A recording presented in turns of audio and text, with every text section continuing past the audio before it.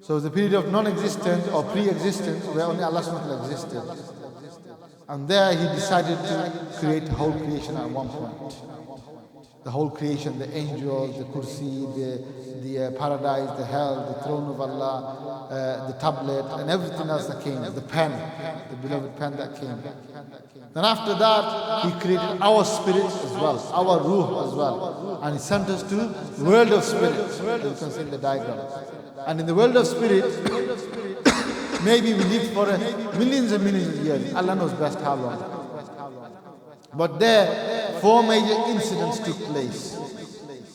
Number 1 incident is Allah subhanahu wa ta'ala has offered this amana.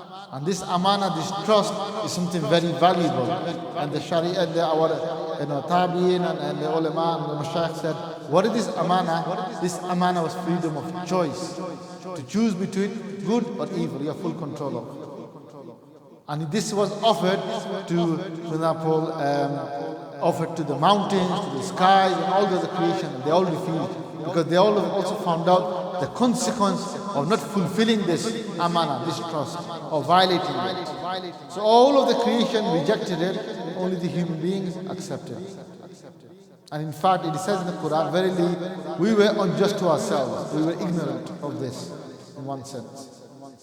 And then the 3 covenants took place. I'm very briefly going through, that's what my parents are going through, just to highlight.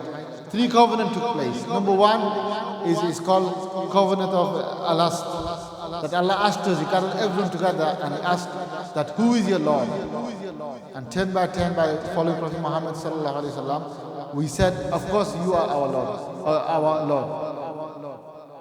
Alastu bi rabbikum qalu bala shahidna, we mentioned. This is the covenant of loyalty. Another covenant took place. This is called covenant of Muhammadiyah. That every prophet and Anbiyas who were sent, they're all gathered. Salih alayhi salam, Nuh alayhi salam, Sayyidina Isa alayhi salam, Musa alayhi salam, all the Anbiyas and prophets. And they made covenant that this prophet would come, towards the end, that he will convey his message, you will believe in him and you support him. And every messenger and the prophet have accepted and took covenant as well. And then after that, the covenant of obedience. This is where we did covenant with Allah subhanahu wa ta'ala, saying that our enemy is shaitan, Surah Al-Yasin, if you read the translation, and we will follow you, we will obey you, Allah subhanahu wa ta'ala, the Sirat al-Mustaqim, which Allah subhanahu wa ta'ala himself is upon as well. So clear, it was made clear to us there, although we do not remember. So after that, we sent in this world here, as you can see, the planet Earth is round.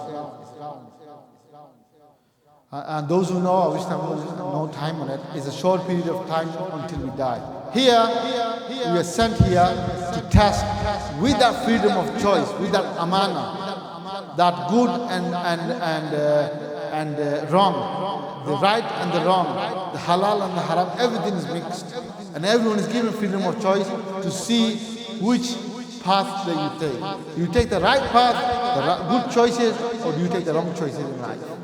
And the result is, and the consequence is when you die, this will be taken away and you see what the result is, what you will get at the end of it. And Allah then also helped us by the Anbiyas and the Rasuls, sent us in this world, and the Kitabs and the guidance to follow the straight path. What your choice is ours. Many non-Muslims, they get confused. Even the priests, they say, if God is so merciful, why does so evil exist? And they actually having to grapple with that concept. They cannot explain to their worshippers and followers. For us, Islam is very clear. Because Allah subhanahu wa ta'ala has blessed us, gave us this amana, freedom of choice. And this world, this imtihan, is the world of test. He's testing us. So how do you use this amana? Do you use it the way I've instructed you?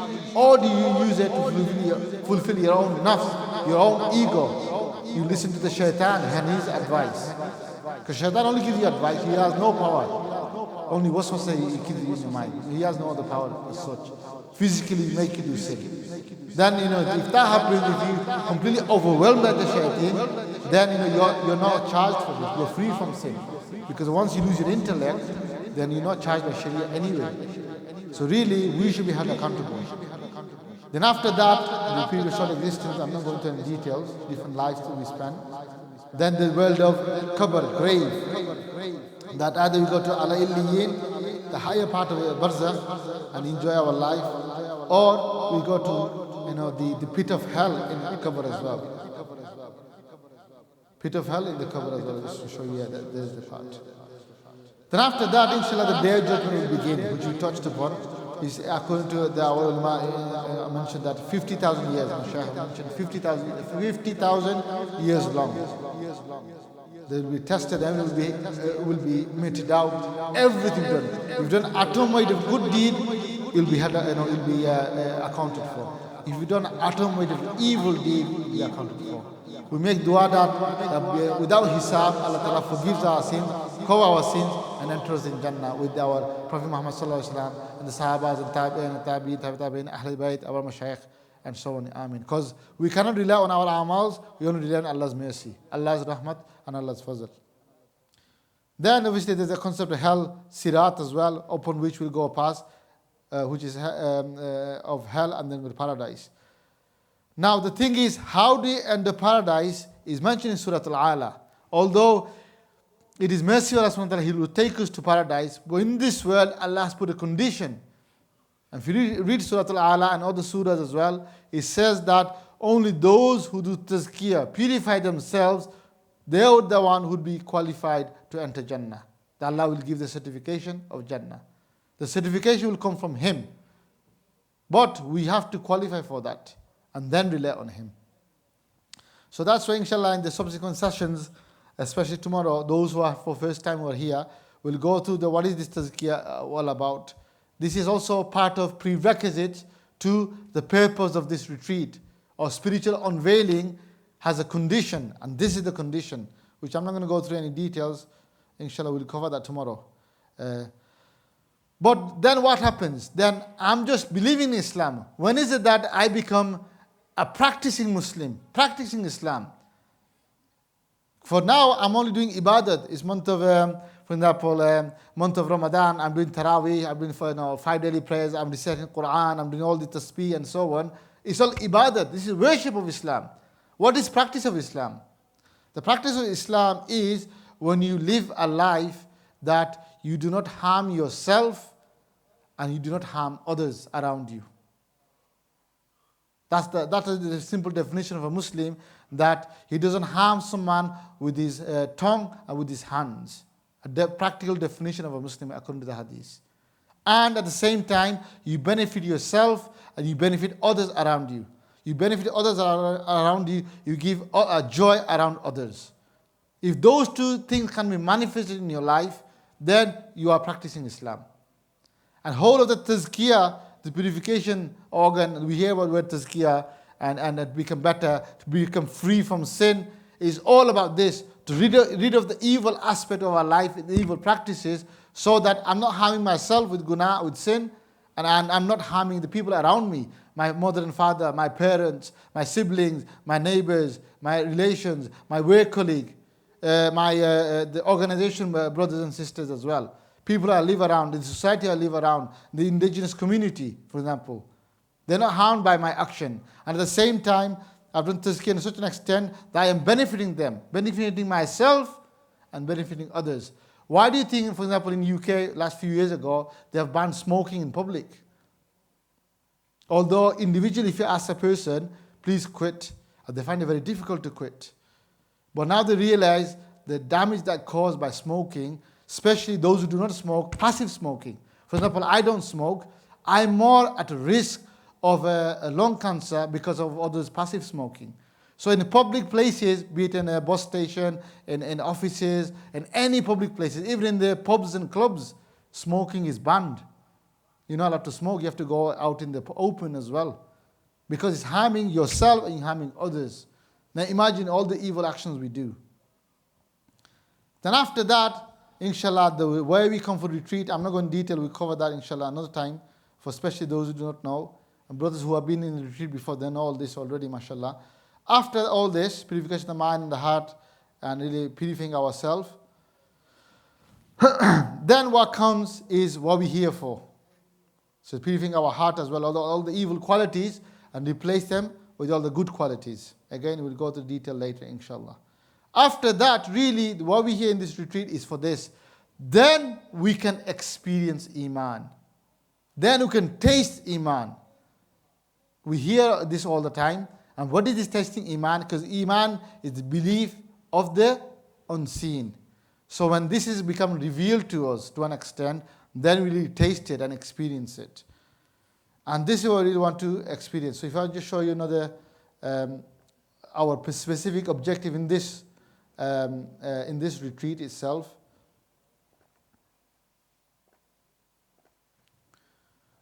So here, this is what we're here for, is to experience the unveiling of the unseen.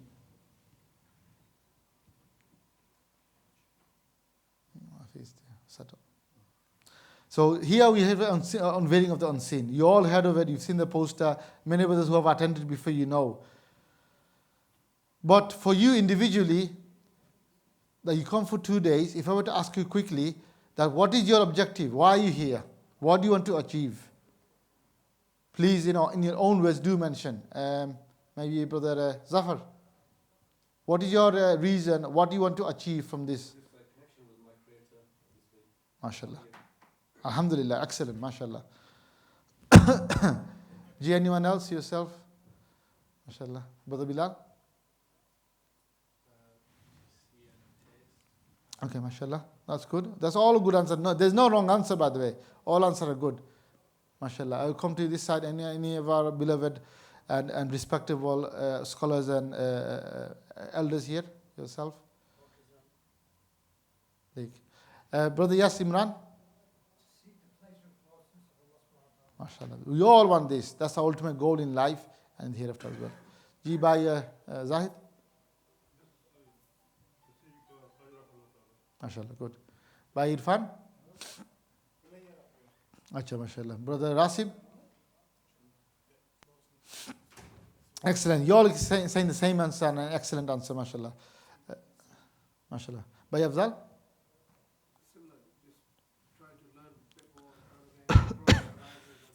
MashaAllah. No, that's all excellent. That's all good answer. This is all one, alhamdulillah. But specifically, because we are for 2 days retreat here, so specifically we have like a target, like a dart hits the bullseye. It's a specific target, isn't it? So like this is a specific target. Like our brother Bilal has mentioned, the specific target is ultimately we want pleasure of Allah subhanahu wa ta'ala, but what we want to achieve is to experience what I've just mentioned. Experience Iman. And that is the Iman which is belief of the unseen, to experience the unseen. So specifically, what we want to achieve, inshallah, by end of 2 days, by Wednesday afternoon, Wednesday evening, is to see and taste that Iman. On this note, I would like to ask you, and many people may come, they may be slightly disappointed, but know that all this is run under the instruction and guidance and supervision of Sheikh Hazrat Sheikh Ahmed Dabbagh. And they've also already conveyed the message to you, I'll share with you. One thing they said that, for example, that you're all here, you should think this experience Iman is to refreshen and rejuvenate your Iman. So that it refreshes your Iman and it rejuvenates your Iman. So that ultimately you can attain the pleasure of Allah subhanahu wa ta'ala. And so the more devotion you will show, more deeper you will experience this experience of see and taste. So more you're dedicated, more you're devoted, deeper you'll experience. This is the, inshallah, advice from our teacher regarding this retreat as well, mashallah. So you got guidance, mashallah, a blessing as well. That, you want to rejuvenate, you want to refresh in Iman. I'm here for this. I want to share with you experience. I'm here for this for my own self. And I hope you all are as well, to rejuvenate, refreshen your Iman by experiencing the unseen, going deeper of the experience, inshallah. And there are other objectives, like you mentioned. Yes, to obtain the pleasure of and closeness to Allah subhanahu wa ta'ala, good, mashallah. To strengthen Iman, I just mentioned. To learn an experience which you cannot attain from books. And that's true. Normally, you can, mashallah, many scholars and learned are here. You can speak to them. I'm not in a position to sit here and speak to you in front of you. You're more knowledgeable and learned here. But as instructions, at the guidance of the teacher, we're just trying to share something from what I've learned and understood. That's all. So we can attain from books. It only comes from the heart of the awliya to the heart of the person receiving, of the seeker, inshallah. Then the salah, we learn about salah. How do we bring our, improve our salah? We always complain there's no devotion, there is no concentration in salah, there's no khushu khudu in salah. When I say Allahu Akbar, I'm thinking about my business, how many shops I have, how much customers fell through my door today. These things come through my mind. Or sometimes you never think about.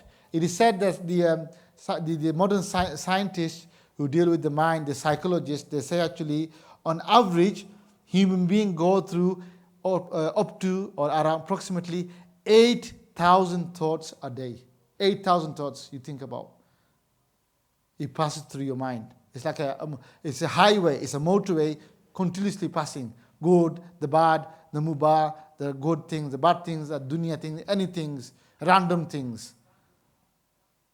So people who actually always complain, I've got waswasa, I'm worried. I said, how many of the 8,000 do you remember? How many of the 8,000 thoughts that is going through your mind that you remember, let alone acting upon that? So why worry about the negative thoughts? Why worry about the shaitanic thoughts? Let it pass. Like the good ones are passing, angels giving you thoughts as well, inspiring with good thoughts as well. Whenever you get good thoughts, I want to do this, I want to do sadaqat, I want to help someone, or I want to pray 2 nafil namaz. This is inspiration from the angels. Whether we act upon or not, that's a different matter. There's one sunnah I tell you, many people, I'm sure they might agree with me. The one sunnah is actually, for example, mustahab. So it's not like an emphasized sunnah. It's not the great sunnah that we know like before Zuhr. One sunnah is that even if you have wudu, before going to sleep, to refresh your wudu is another sunnah as well. Now just test yourself. If you remember this, how many people will practice this? Yeah, but I'm really tired today. I'm going to go to bed. I'll practice tomorrow. So that when you decide to practice something or not, that's a different matter. The thoughts that goes through your mind, that's another matter. And likewise, evil thoughts, very easy to deal with. Or it's coming, it's shaitan waswasa, his invitation. Let it pass. I don't have to act upon it. He's not forcing me to it. So again, salah is something we learn spiritually. Not only the concentration and khushu and khudu, but spiritually travel. It is said that salah is a mirage for a believer. So inshallah we'll learn that as well in practice. So in this retreat, very briefly, we got about 15 minutes or so, that first of all, like the Haji Gulfam has mentioned, that we should have a correct niyat intention. We should be like an open vessel that I'm ready to receive. Leave any preconceived thoughts, ideas and concepts. There's certain thing called, we're going to learn also about 7 major obstacles that stops us from receiving this unveiling of the unseen. In relation to our family, our life, our relation to Allah subhanahu wa ta'ala, in relation to our job, or any issues in my life. We mentioned that. Then inshallah we'll mention about the certain fundamental practices which you touched upon before, the tazkiyah, the purification. There are the prerequisites to have the openings. Then inshallah we learn about the spiritual centers. Now many in this day and age, the scientists have not discovered. They've discovered many things in medical science. But there is a spiritual thing many exist in our life. There's something called spiritual centers, or in Arabic, lataif, in plural, latifa. It's like the soul exists, we do not see. The ruh, we do not see. Nafs exists, we do not see where the nafs is. The spiritual heart exists, not this flesh here. It exists, we do not see. Likewise, the many other spiritual body exists. And if they're trained under the guidance of the teacher in the right manner, and they're charged, this helps to ignite your spirit, your soul to spiritually travel as well. So we'll go through that inshallah. Then after that we spiritually transfer, and then we see and taste, and then we do various muraqabah. One muraqabah inshallah we'll be doing this retreat is called muraqabah dua, as Haji Gulfam Sahib mentioned earlier. Tonight inshallah we'll mention more detail then. And then after muraqabah dua there'll be a spiritual ascension. Muraqabah miraj we'll do. The journey, the night journey which Prophet Muhammad sallallahu alaihi wasallam has done, inshallah we'll experience that to an extent. I'm not going into any detail at this moment. It's just a snapshot of what we're going to cover inshallah. Then after the muraqabah dua, as I mentioned inshallah, then the muraqabah salah, the namaz miraj salah inshallah will cover.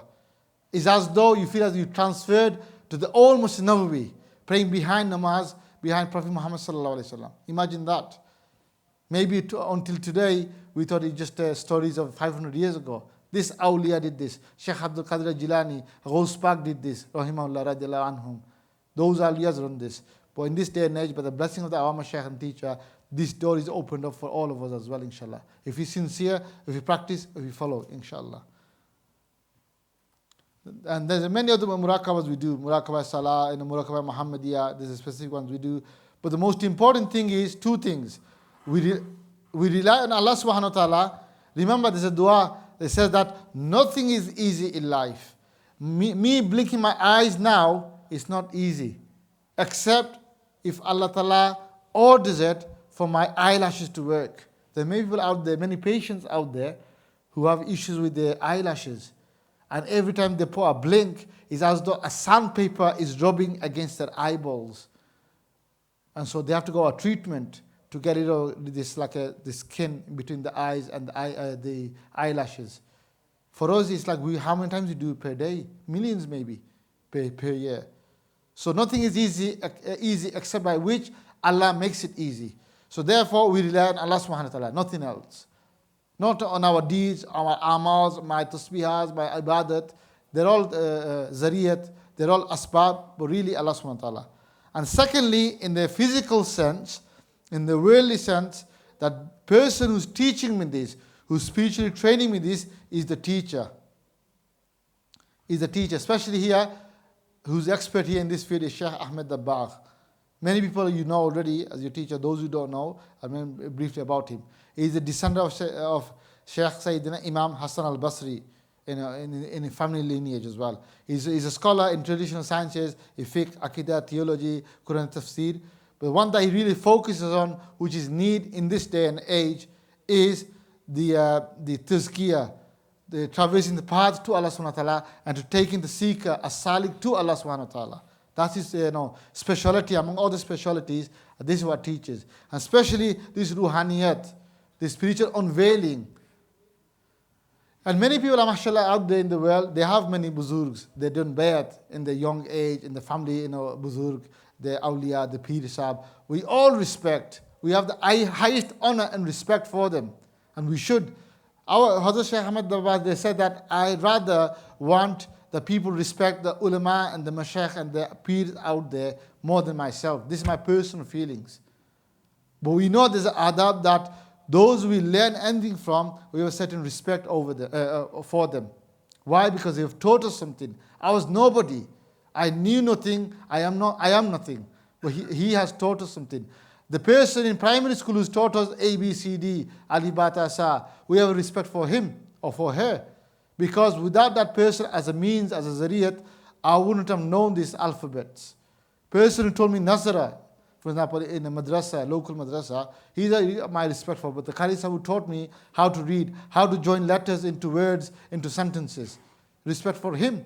He was the means that for me to now I can read harakats, the letters. Each letter has a 10 reward, for example. So he becomes the means for that. And he's getting reward in his kitab, he's getting reward for teaching me, for example. I have respect for. But I did not stay there. I moved on. Then those who go to the Dars Nizamiya, they learn, for example, Quran very fluently. They learn Arabic. They learn the tafsir of Quran, the hadith, the tafsir of hadith, then the usul al-hadith, usul al-fiqh, and so on, and Dora hadith, and so on. Endless.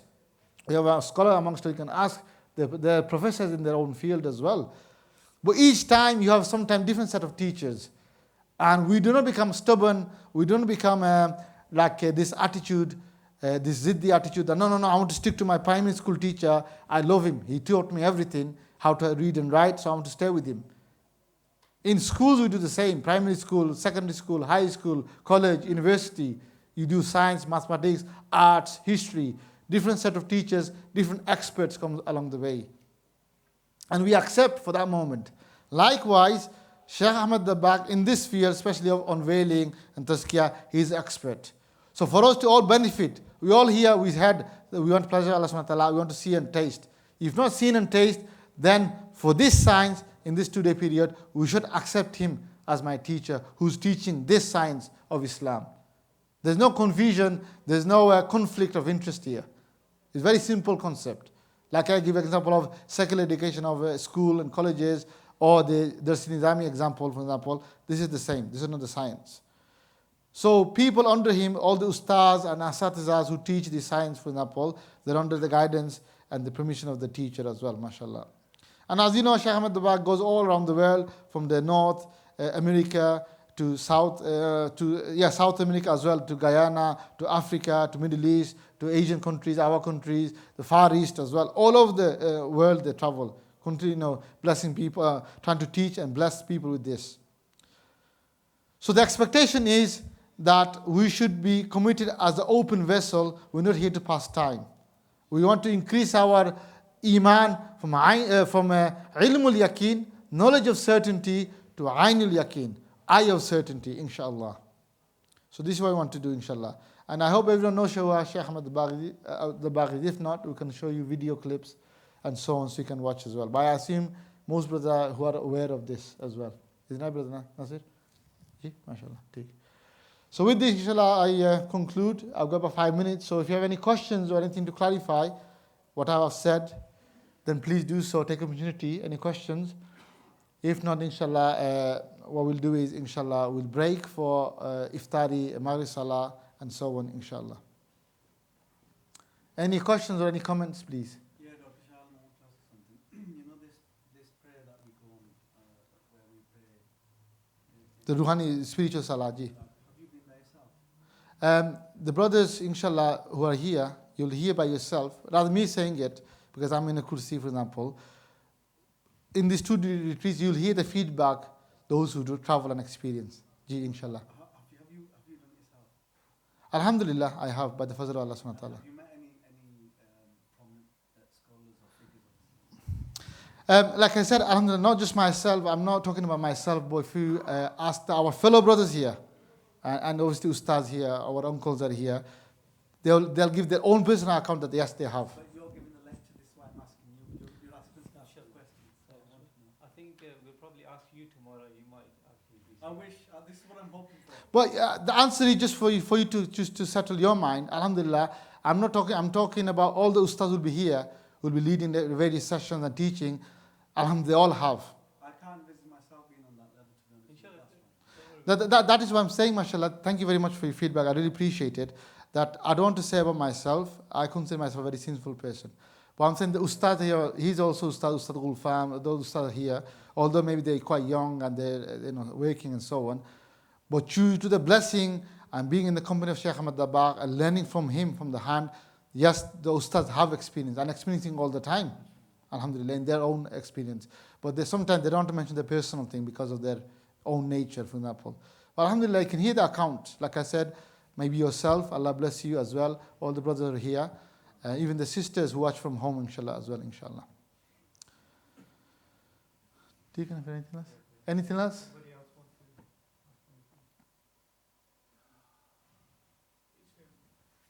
Ji.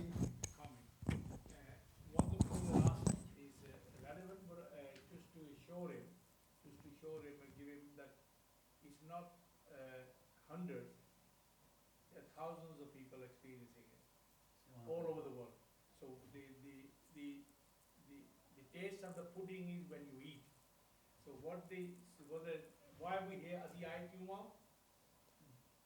ਸੇ ਦੇਖਣੇ ਵਾਸਤੇ ਤੇ taste ਕਰਨੇ ਵਾਸਤੇ। ਤੇ ਇਹਦਾ ਮੇਰਾ ਕਹਿਣ ਦਾ ਮਕਸਦ ਸੀ, ਮੇਰਾ ਪੁੱਛਣ ਦਾ ਇਹ ਮਤਲਬ ਸੀ ਕਿ ਇਹਨਾਂ ਨੇ ਖੁਦ ਇਹ ਚੀਜ਼ ਨੂੰ ਜਾਇਜ਼ਾ ਕੀਤਾ ਹੈ, ਆਪ ਖੁਦ ਐਕਸਪੀਰੀਅੰਸ ਕੀਤਾ ਹੈ। ਮੈਂ ਇਹ ਪੁੱਛਣਾ ਚਾਹੁੰਦਾ ਸੀ ਕਿ ਇਸ ਰੂਹਾਨੀਅਤ ਦੇ ਲੈਵਲ ਤੇ ਮੇਰੇ ਵਰਗਾ ਬੰਦਾ ਇੱਥੇ ਪਹੁੰਚੇ ਤੱਕ ਬੜਾ ਟਾਈਮ ਲੱਗਦਾ। No, what he's saying, sorry, what's your name? Honorable? Iqbal, mashallah. Our Honorable Mr. Iqbal Sahib, mashallah, mentioned is very good and valid comment he's made. There's nothing wrong with that. In fact, I congratulate him. Because it is, in this 21st century day, and I sitting in England, in Bolton, and we used to hear it on books, you open from the Tazkiratul Awliya, you read these stories. Our scholars are here, inshallah, they'll tell us, they'll teach us as well, mashallah. And in stories of the past. And when I was young, I've heard it from my grandparents. This awliya used to do this. I used to, wow, subhanAllah, can a human being do these things? So to hear this in this day and age, that is still, there's a window opened by the Mashaykh to the blessing, as a gift, as a blessing. Because there's a reason for this as well. Yeah, I understand that, but what I'm trying to ascertain or trying to get to is my level and say for someone like yourself or the brother over there, how long will it take me to achieve that level? We're giving you a target end of this retreat, 2 days. That's the target, inshallah. And what if I don't accomplish that? We will also address that as well, why not? I'm just saying, No, no. because it's so new to me. No, what I'm saying is that no one will go empty-handed. Inshallah. Either they know they've received something or they'll know why they've not received something. I believe so. Inshallah. Because, if there's a solution given, that's good. But if there's a problem highlighted, then the solution given for the problem as well. So it's either way, win-win situation. Ji, inshallah. So I'm quite conscious, I think the Salah is, Maghrib Salah is soon, so I'd like to stay all night. I don't mind. Actually, I don't feel hungry as well. I don't feel hungry as well, so I don't mind, but I have to think about. I'm famished. If anybody wants to refresh themselves. Ji. And I think some brothers are here diabetic as well. Maybe they need to go out and get ready for iftari as well, mashallah. Mashallah. ठीक है ना फिर इंशाल्लाह हाजी साहब Yeah, that's fine. Okay, jazakallah. Subhanakallahumma hamdika ashhadu an la ilaha illa anta astaghfiruka wa atubu ilaik. Assalamu alaikum wa rahmatullah. Anyway, very welcome again and very nice to meet you. We'll meet one-to-one.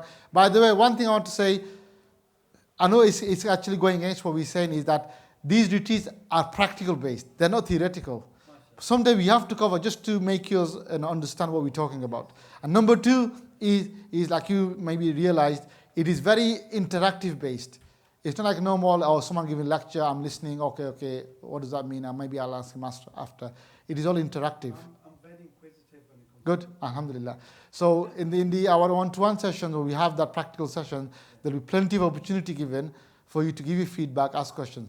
And the beauty thing is that because there's less people, so you get more opportunity as well to give feedback, inshallah. Okay, jazakallah. Assalamu alaikum wa rahmatullah.